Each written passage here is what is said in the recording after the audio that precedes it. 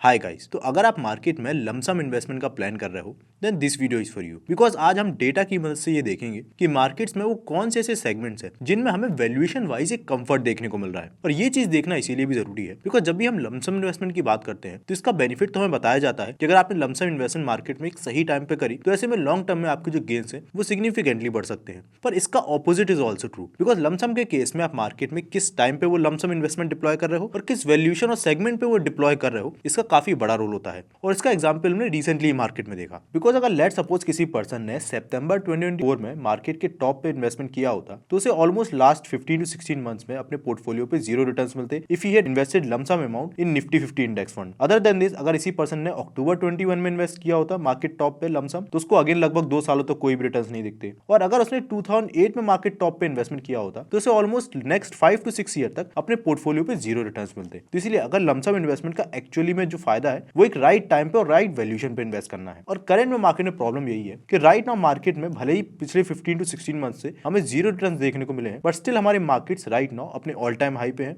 And no one can accurately predict कि यहां से हमारे मार्केट्स और फर्दर ऊपर जाएंगे या कंसोलिडेट करेंगे। एंड इसीलिए हम बिना किसी अजम्पशन के केवल प्योरली डेटा के बेसिस पे चीजों को देखेंगे। एंड यहाँ मैं आपको बता दूं कि यहाँ पर जिन भी फंड्स वगैरह का हम डिस्कशन करेंगे वो प्योरली एक एजुकेशनल पॉइंट ऑफ व्यू से रेफरेंस देने के लिए मैं आपको बता रहा हूँ और ये कोई भी बाइंग या सेलिंग रिकमेंडेशन नहीं है। और कोई भी इन्वेस्टमेंट करने से पहले आपको अपनी खुद की एनालिसिस जरूर से करनी है। एंड ऑल्सो अगर आपको वीडियो पसंद आए तो वीडियो को लाइक कर दीजिएगा, चैनल को सब्सक्राइब करके प्लीज उस बेल आइकन को भी क्लिक कर दीजिएगा बिकॉज ये आपके लिए तो फ्री है बट ये हमें काफी ज्यादा मोटिवेट करता है। So with this let's start our video. तो हमारी लिस्ट में सबसे पहली कैटेगरी जिसमें मुझे वैल्यूएशन वाइज सबसे ज्यादा कंफर्ट देखने को मिल रहा है that is Nifty 50 index funds. अब यहाँ सवाल आता है that why Nifty 50 and why not Nifty next 50 या फिर निफ्टी 100। तो उसके लिए मैं आपको एक डेटा पे लेके चलता हूँ। तो इस पूरी टेबल पे आपको देखने को मिल रहा है कि मार्केट्स में डिफरेंट इंडाइसेस ने लास्ट 3 इयर्स 5 इयर्स या फिर 10 इयर्स में किस तरीके की परफॉर्मेंस दी है। और इसमें जो भी इंडाइसेस ने अच्छी परफॉर्मेंस दी है उनका डेटा आपको ग्रीन में देखने को मिलेगा और खराब परफॉर्मेंस आपको रेड में देखने को मिलेगी। तो इसमें आप क्लियरली देख सकते हो कि अगर आप लेट सपोज लास्ट 3 इयर्स का डेटा देखो तो इसमें आपको निफ्टी 50 की one of the worst performance देखने को मिली है 13.4% की, जहां पर लॉन्ग टर्म में मार्केट में निफ्टी 5 इयर्स पे यही परफॉर्मेंस 16% की रही है। और इसके अगेंस्ट अगर आप अदर इंडाइसेस देखो लाइक निफ्टी 100 तो उसने इससे बेटर परफॉर्मेंस दी है और इवन निफ्टी नेक्स्ट 50 की परफॉर्मेंस वे बेटर रही है निफ्टी 50 की कंपैरिजन में। और इसके साथ एक और रीजन ये भी है इस इंडेक्स को चूज करने का कि अगर आप निफ्टी 50 का ओवरऑल ब्रेकअप देखो तो अगर आप सेक्टर वाइज वेटेज देखोगे तो निफ्टी 50 में सबसे ज्यादा जो वेटेज है 36% वो है फाइनेंशियल सेक्टर का, सेकंड हाईएस्ट वेटेज है ऑयल एंड गैस का और थर्ड हाईएस्ट वेटेज है आईटी यानी इंफॉर्मेशन टेक्नोलॉजी का। प्लस इसके अलावा 4% वेटेज है कंजम्पशन का। और ये जो 4 इंडेक्स हैं ये टुगेदर ऑलमोस्ट 50% वेटेज निफ्टी का बना देते हैं। और अगर आप वापस से इस डेटा पे आओ तो आप ये चीज क्लियरली देख सकते हो कि यही 4 जो इंडेक्स हैं वो इंडेक्स हैं जिन्होंने लास्ट कुछ सालों में सबसे वर्स्ट परफॉर्मेंस दी है, जहां पर निफ्टी आईटी का सबसे खराब परफॉर्मेंस देखने को मिल रहा है आपको सेक्टर वाइज। इसके बाद आप क्लियरली देख सकते हो कि हमें निफ्टी बैंकिंग इंडेक्स का काफी ज्यादा खराब परफॉर्मेंस देखने को मिल रहा है, चाहे आप प्राइवेट बैंक्स देख लो या फिर निफ्टी का पूरा फाइनेंशियल सेक्टर देख लो। एंड इसके अलावा निफ्टी ऑयल एंड गैस जिसका अगेन काफी ज्यादा वेटेज है निफ्टी 50 में, इसकी परफॉर्मेंस भी काफी ज्यादा डाउन रही है। तो परफॉर्मेंस वाइज और वैल्यूएशन वाइज अगर आप देखोगे तो निफ्टी 50 इंडेक्स हमें सबसे ज्यादा वैल्यूएशन कंफर्ट दिखा रहा है। अब बात करें अगर यहाँ पर कि निफ्टी 50 केस में किस फंड में हमें इन्वेस्ट करना चाहिए, तो जब भी हम किसी इंडेक्स लेवल पे इन्वेस्ट कर रहे होते हैं तो सबसे बेस्ट ऑप्शन होता है इंडेक्स फंड के थ्रू जाने का बिकॉज ये आपको डायरेक्टली उस इंडेक्स को रेप्लिकेट करते हुए देखने को मिलते हैं, प्लस इनके एक्सपेंस रेशियो भी काफी कम होते हैं। और यहाँ पर अगर आपको अपने सॉर्टिंग के प्रोसेस को और सिलेक्शन के प्रोसेस को और भी इजी बनाना है तो उसके लिए आप डायरेक्टली गूगल पे जाके निफ्टी 50 इंडेक्स फंड्स धन सर्च कर दीजिए और यहाँ पर आपको सबसे पहले लिंक पे क्लिक कर देना है। और जैसे ही आप इस लिंक पे क्लिक करोगे तो यहाँ पर आपको सारे इंडेक्स फंड की लिस्ट देखने को मिल जाएगी। अब इधर जब भी आप क्लिक करोगे तो यहाँ पर आपको मॉर्निंग स्टार और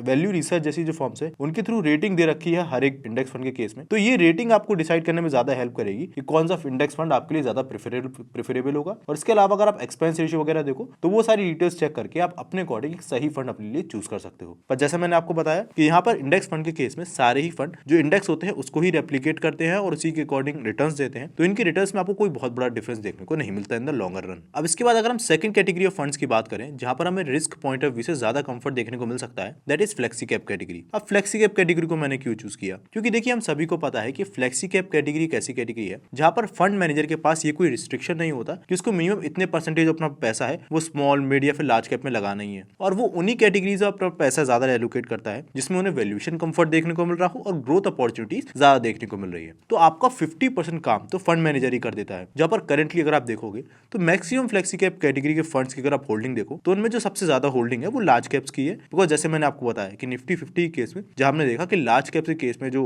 रिटर्न्स रहे हैं लास्ट 1 ईयर में सबसे कम रहे हैं। अब आपका काम बचता है कि इस फ्लेक्सी कैप कैटेगरी में आप 3 चीजें देखो कि जिस फंड को आप सिलेक्ट कर रहे हो, सबसे पहले उसका पीई रेशियो आपको सबसे कंफर्टिंग देखने को मिलना चाहिए अदर फ्लेक्सी कैप फंड से कंपैरिजन में। सेकंड चीज, उस फंड के केस में डाइवर्सिफिकेशन बेस्ट होना चाहिए। और थर्ड एक बोनस पॉइंट ये है कि अगर उस फंड के केस में कैश होल्डिंग ज्यादा है, यानी अगर फंड अपने पास कैश ज्यादा रखे हुए है तो वो ज्यादा कैश डिप्लॉय कर सकता है अगर आने वाले टाइम में मार्केट फॉल भी होते हैं या फिर यहाँ से ज्यादा ऊपर भी जाते हैं। अब अगर फ्लेक्सी कैप कैटेगरी में मैं long term risk adjusted returns, performance और मोस्ट इंपोर्टेंटली वैल्यूएशन वाइज देखूं यानी पी रेशियो वाइज देखूं तो ये 4 फंड की लिस्ट टॉप पे निकल के आती है, जिसमें आते हैं Parag Parikh flexi cap fund, Jio BlackRock flexi cap fund, HDFC flexi cap fund और डीएसपी फ्लेक्सी कैप फंड। जहां पर अगर आप देखो तो फ्लेक्सी कैप कैटेगरी के ओवरऑल कैटेगरी का पी रेशियो आज के टाइम 28.8 के राउंड चल रहा है। वहीं पर पराग पारिक का इसके अगेंस्ट पी रेशियो है दैट इज 18, जो कि सबसे ज्यादा कम है, यानी सबसे ज्यादा वैल्यूएशन कंफर्ट आपको पराग पारिक में देखने को मिल रहा है। इसके बाद जियो ब्लैकरॉक के जो फंड है, जो कि फ्लेक्सी कैप फंड इनका नया आया है, उसमें पी रेशियो 21 का है, एचडीएफसी के में 22 का है और हमारे लास्ट डीएसपी बैंक के केस में इनका जो पी रेशियो है वो 23 का है। और बाकी सारे फंड्स का जो पी रेशियो है इस कैटेगरी में वो इससे ज्यादा ही है। अब इसके केस में वैल्यूएशन वाइज मुझे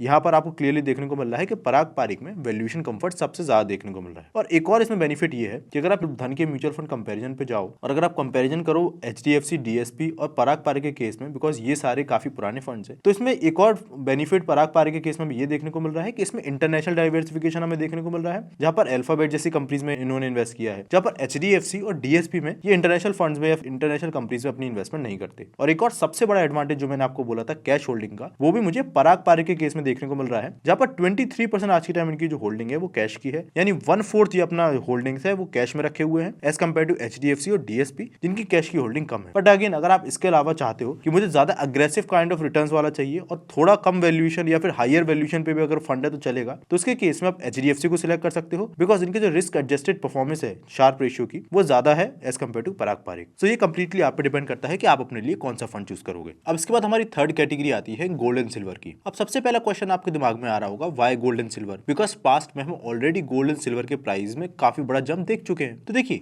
लास्ट कुछ सालों में वर्ल्ड इकोनॉमी में जो हमने मेजर शिफ्ट देखा है, इसके चलते गोल्ड एंड सिल्वर के प्राइस में हमें ड्रामेटिक शिफ्ट देखने को मिला है, दैट्स ट्रू। बट अगर आप पास्ट में भी देखो तो गोल्ड के प्राइस लॉन्ग टर्म में आपको हिस्टोरिकली एक स्टेडी पेस से ऊपर जाते हुए देखने को मिलते हैं और ये आपको एक अच्छा हेज प्रोवाइड करता है अगेंस्ट मार्केट करेक्शंस या फिर मार्केट कंसोलिडेशंस। जहां पर लास्ट 1 ईयर में भी जहां पर ओवरऑल मार्केट्स हमारे फ्लैट रहे, वहीं गोल्ड एंड सिल्वर ने एक्स्ट्रा ऑर्डिनरी रिटर्न्स दिए। तो ऐसे में मान के चलिए अगर आप अपने लमसम का एक पोर्शन इक्विटी में इन्वेस्ट करते हो और उसमें आपको कोई मेजर गेन्स देखने को नहीं मिलते, तो ये चीज आपको गोल्ड एंड सिल्वर में इन्वेस्ट करने से आप एक हेज प्रोवाइड करा सकती है। और गोल्ड एंड सिल्वर में अगर आपको इन्वेस्ट करना है तो इसके लिए अगेन आपको सबसे पहले गूगल पे जाके गोल्ड एंड सिल्वर ईटीएफ को सर्च करना है, आगे धन मेंशन कर देना है। अब यहाँ पर अगर आप गोल्ड ईटीएफ को सर्च करते हो और गोल्ड ईटीएफ की लिस्ट देखते हो धन में, तो इधर आपको सबसे पहले एक चीज देखनी है कि आपको ऐसे ईटीएफ को सिलेक्ट करना है जिसमें आपको वॉल्यूम सबसे ज्यादा देखने को मिल रहा हो, बिकॉज अगर आपके ईटीएफ में वॉल्यूम कम होगा तो ऐसे में अगर कल को आपको इमरजेंसी बेसिस पे अपने फंड से एग्जिट करना है तो हो सकता है कम वॉल्यूम की वजह से आप उससे एग्जिट ना कर पाओ, और वॉल्यूम के साथ आपको उस फंड में जो आपका एक्सपेंस रेशियो है ईटीएफ में उसको चेक करना है। अब इसके बाद हमारी आती है लास्ट कैटेगरी, पर उससे पहले मैं आपको बताना चाहूंगा दैट धन अपने प्लेटफॉर्म पे अपने यूजर्स को उनके एग्जिस्टिंग म्यूचुअल फंड्स को प्लेज करके उसके अगेंस्ट एक कैपिटल जनरेट करने का ऑप्शन प्रोवाइड करता है, जिससे आप अपनी ट्रेडिंग और इन्वेस्टिंग जर्नी को फ्यूल कर सकते हो। और इस फीचर को एक्टिवेट कराने के लिए सबसे पहले आपको अपने धन प्लेटफॉर्म पे जाके अपने डीमैट म्यूचुअल फंड वाले ऑप्शन को एक्टिवेट करा लेना है, और फिर उसके बाद जैसे ही वो ऑप्शन एक्टिवेट हो जाता है आपको अपने धन के म्यूचुअल फंड पोर्टफोलियो पे जाना है, उधर राइट साइड में स्लाइड करके आपको डीमैट ऑप्शन पे क्लिक कर देना है और वहां पर आपको अपने म्यूचुअल फंड के आगे गेट मार्जिन का ऑप्शन देखने को मिल जाएगा। उस गेट मार्जिन वाले ऑप्शन पे क्लिक करिए, उधर आपको देखने को मिल जाएगा कि आपके एग्जिस्टिंग म्यूचुअल फंड्स पे आपको कितना मार्जिन मिल रहा है और वहां से अपने म्यूचुअल फंड्स के अगेंस्ट मार्जिन ले सकते हो। तो इस फीचर को अगर आपको यूज करना है तो अभी धन ऐप को डाउनलोड करिए। अब इसके बाद हमारी फोर्थ कैटेगरी एक ऐसी कैटेगरी आती है जहां मेरा मानना है कि हर कोई पर्सन जब भी मार्केट में अगर वो लमसम इन्वेस्टमेंट करने का प्लान कर रहा है तो उस लमसम में से एक सेगमेंट उसे इस कैटेगरी में इन्वेस्ट करना ही चाहिए, and that is arbitrage fund. अब पॉइंट आता है कि व्हाई आर्बिट्राज फंड और इसमें ऐसा क्या स्पेशल है। तो देखिए जब भी हम लमसम इन्वेस्टमेंट मार्केट में कर रहे हैं, हमने जैसे डिस्कस किया कि हमें एक्यूरेटली कभी भी नहीं पता कि वहां से मार्केट्स में और फॉल हमें देखने को मिलेगा या फिर और फर्दर मार्केट्स वहां से ऊपर जाएंगे। तो हमें इस चीज के लिए अपना एक छोटा सा कैपिटल हमेशा रेडी रखना चाहिए कि हम तब चाहे तब मार्केट में उस एक्स्ट्रा कैपिटल को डिप्लॉय कर सके अपॉर्चुनिटी देख के। और उसके साथ साथ हमें यह भी मेक श्योर करना है कि उस डिप्लॉयमेंट के साथ साथ जिस ड्यूरेशन में हमें वो अपॉर्चुनिटी मार्केट में नहीं देखने को मिल रही है, उस ड्यूरेशन में शॉर्ट टर्म में भले ही स्मॉल बट कुछ गेन्स हमें उस कैपिटल में मिल जाए और वो जो गेन्स है वो सेफ रहे। और इसके लिए आर्बिट्राज फंड एकदम फिट कैटेगरी बैठता है। Why arbitrage fund? बिकॉज आर्बिट्राजिंग के केस में एक जो फंड मैनेजर होता है वो मार्केट में जो स्मॉल और सेफ गेन्स होता है उनको टारगेट करता है। जैसे कई बार मार्केट में ऐसा होता है कि अगर मान के चलिए कोई स्टॉक मार्केट में 100 रुपीज पर शेयर पे ट्रेड कर रहा है इन द कैश मार्केट, कई बार वही सेम स्टॉक फ्यूचर्स के मार्केट पे 102 रुपीज पर शेयर पे ट्रेड कर रहा होता है, तो ऐसे में वो पर्सन 100 रुपीज के शेयर को बाय करके सेम टाइम पे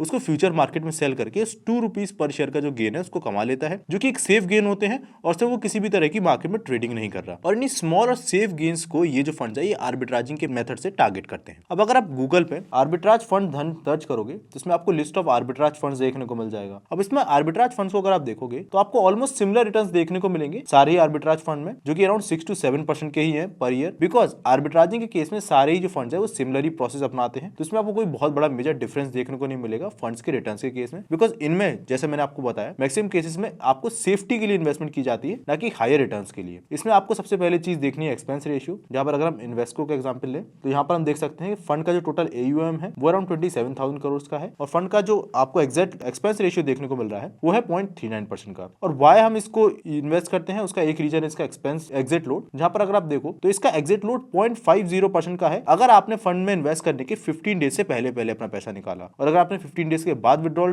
किया तो आपको कोई भी एग्जिट लोड यहाँ पर नहीं देना पड़ेगा। तो इसीलिए ये कैटेगरी मार्केट में शॉर्ट टर्म में पैसा पार्क करने के लिए और एक सेफर गेन्स कमाने के लिए काफी ज्यादा सूटेबल कैटेगरी हो सकती है। आपको क्या लगता है कमेंट बॉक्स में बताइए। एंड ऑल्सो अगर आपको वीडियो पसंद आए तो वीडियो को लाइक जरूर से कर दीजिएगा। Thanks for watching this video till the end. हम मिलेंगे अपने नेक्स्ट वीडियो में, तब तक के लिए bye bye. Investments in the securities market are subject to market risk. Read all the related documents carefully before investing.